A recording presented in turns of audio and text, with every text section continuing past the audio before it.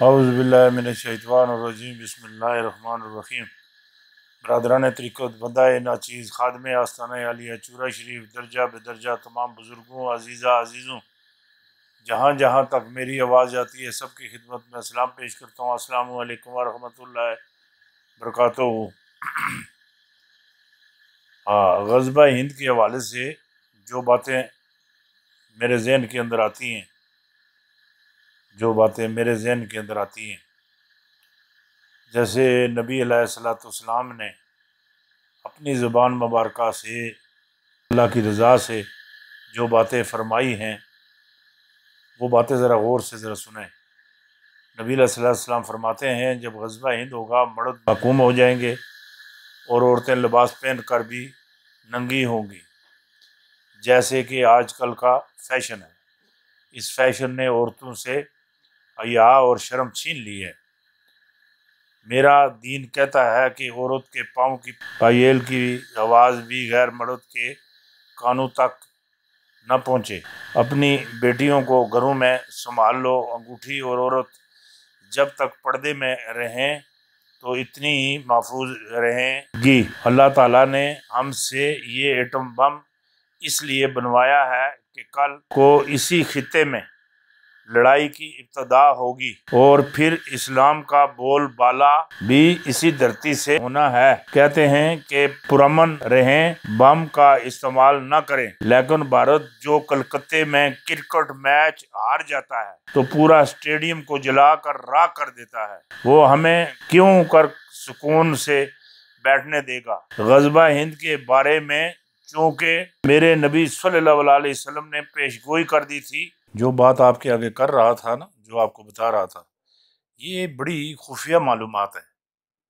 یہ ایسا راز نہیں ہے یہ ایسے طریقے سے کیا جائے، اس کو بیان کرنے کے لیے جگہ پاک ہونی چاہیے۔ اور اللہ تعالیٰ نے ہم سے یہ ایٹم بم بنوایا کہ کل کو اس خطے میں لڑائی کی ابتدا بھی یہاں سے ہی ہونا ہے اور پھر اسلام کا بول بالا بھی اسی پاک دھرتی سے ہونا ہے۔ کہتے ہیں کہ پرامن رہیں گے تو بم کا استعمال نہ کریں، لیکن بھارت جو کلکتہ میں کرکٹ میچ ہارتا ہے تو پورا اسٹیڈیم کو آگ سے جلا کر راکھ کر دیتا ہے، وہ ہمیں کیوں سکون سے بیٹھنے دے گا؟ غزوہ ہند کے بارے میں جو کچھ میرے آقا نے نبی علیہ الصلوۃ والسلام نے پیشگوئی کر دی ہے یہ لہذا ہو کر رہے گا۔ آپ نے فرمایا جو ہندوؤں کے بادشاہوں کو جکڑ کر لائے گا وہ اپنے آپ کو عیسیٰ ابن مریم کے پاس پائے گا۔ آپ صلی اللہ علیہ وسلم نے یہ بھی فرمایا کہ جب مصر خراب ہوگا تو شام بھی خراب ہو جائے گا اور پھر پورا جزیرہ نما عرب بھی خراب ہوگا۔ ہم اچھی طرح جانتے ہیں کہ پاکستان کے انڈیا کے ساتھ 4 معرکے ہو چکے ہیں، 1948، 1965، 1971، 1999 کو ہو چکے ہیں۔ یہ چاروں معرکے جو غزوہ ہند کے زمرے میں آتے ہیں کہ یہ لوگ کہتے ہیں کہ پاکستان ایک غریب ملک ہے، اس نے ایٹم بم کیوں بنایا؟ تو ان کو کہتا ہوں کہ کم عقلو، اس بات کا امیری اور غریبی سے کیا تعلق ہے؟ پاکستان کئی گنا سے زیادہ مالدار ملک جو جدید ٹیکنالوجی سے لیس ہیں ملک موجود ہیں جو ایٹم بم نہیں بنا سکتے، لیکن پاکستان نے وسائل کی کمی کے باوجود ایٹم بم بنایا۔ مسئلہ یہ ہے کہ پاکستان غزوہ ہند کا گریزن ایٹم بم ہی بنایا کرتے۔ عبداللہ شاہ غازی 92 ہجری میں یہاں تشریف لائے۔ ان کی تشریف لانے کا مقصد یہی تھا کہ وہ جہاد ہند میں حصہ لے سکیں۔ انہوں نے کہا کہ ہماری تاریخ میں ایک نام شاہ نعمت ولی اللہ کا بھی آتا ہے۔ انہوں نے غزوہ ہند کے بارے میں کہا ہے کہ یہ معرکہ بنیادی طور پر دریائے اٹک پر ہوگا اور دریائے اٹک میں پانی کی بجائے خون بہے گا۔ آگے چل کر شاہ نعمت ولی اللہ کہتے ہیں کہ پوری دنیا سے مسلمان اس غزوہ ہند میں شرکت کے لیے آئیں گے، جو لاکھوں شہیدوں کے نذرانوں سے مرکز وجود میں آیا ہے۔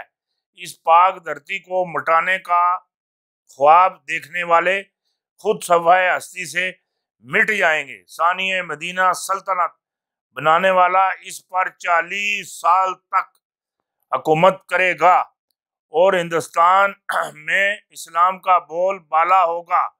غزوہ ہند کے بارے میں حضور نبی کریم صلی اللہ علیہ وسلم نے فرمایا ہے، میں ہند نہیں ہوں، ہند مجھ سے ہے، میں عرب ہوں اور عرب مجھ سے نہیں۔ ابو ہریرہ سے مروی ہے، حضرت نبی کریم صلی اللہ علیہ وسلم نے فرمایا 2 لشکر پر جہنم کی آگ حرام ہے، ایک وہ جو غزوہ ہند میں شرکت کرے گا اور دوسرا وہ جو عیسیٰ ابن مریم کا ساتھ دے گا۔ جو چیز بھی مجھے نظر آ رہی ہے وہ یہ ہے، مولانا فضل الرحمان کو علالے کے طور پر وزارت عظمیٰ بھی دی جا سکتی ہے۔ وزارت عظمیٰ مطلب سارے پڑھنا ہے نا، نواز شریف پڑھنا ہے، علالے دے طور تے مولانا فضل الرحمان نو وزارت عظمیٰ دی پیشکش بھی ہوگی۔ فارغ فنڈنگ کیس پر کمیٹی یا کمیشن بھی بن جائے گا۔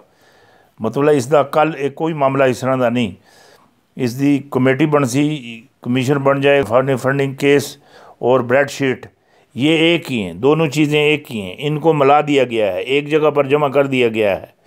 یہ معاملات ان کو سلجھانے کے لیے، معاملات کلیئر کرنے کے لیے، یہ جو فارغ فنڈنگ کیس ہے اور بریڈ شیٹ ہے یہ ایک ہی ہے۔ الیکشن کمیشن کے سامنے عورتوں پر لاٹھی چارج ہوگی، غلطی پولیس کی نہیں ہوگی، 2 نمبر عورتوں کی معاملات خراب کریں گی۔ جب عورتیں چیخ پکار کرنا شروع کریں گی پھر غلہ غلہ ہوگا، پھر کافی بہت سارا نقصان ہو سی، بہت سارے لوگوں نوں لگسن بھی، بہت سارے لوگ زخمی بھی ہو سن، حالات بہت زیادہ خراب ہو سن۔